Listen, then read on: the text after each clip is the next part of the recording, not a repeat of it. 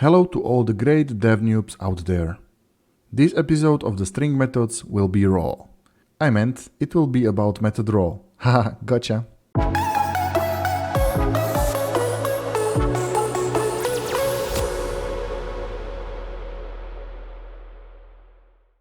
The raw method is a static method just like methods from char code and from code point. We invoke it by typing string.raw and we provide it with the parameters. This method allows us to get the raw string form of a template literals. In other words, we get variable substitutions, but escape characters are not processed. They are used raw, hence the name, I guess. In the first case, we used string.raw, which disables processing. So all the backslashes and characters following them are treated like ordinary characters. This comes handy when you deal with paths to files or folders. I purposely put \n into the example. In the second case, you can clearly see that the character is processed as a new line character and it is shown as that on the output. Okay, I actually skipped parameters part of the theory, so here it goes. This method can be invoked in two different ways. First one requires two parameters. One is a well-formed template call site object, which I will show in the example below. And the second is actually one or more substitution values. Alternatively, you can invoke the method with only one parameter, and that is template literal string, which ideally contains also some substitutions of variables.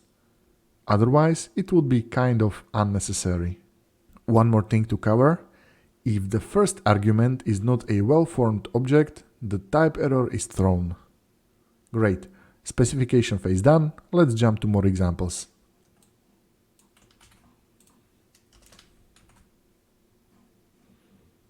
This method is mostly used with template literals.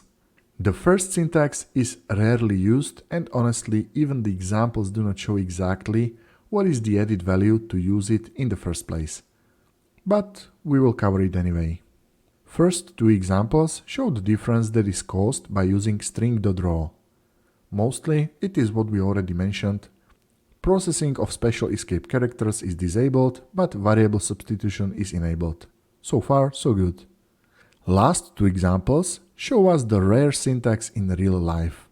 It's not that impressive, since all it does is doable with standard operations or a little bit of string magic and concat method.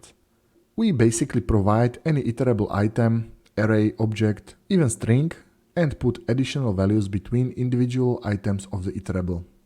As I said, not that impressive. But then again, maybe I don't understand it. That's also possible, so if you happen to find a use case for it, let me know and I will happily update this video. Okay, so that was the static method raw, and this is my goodbye to you. Thank you for the attention given, and we will see each other next time.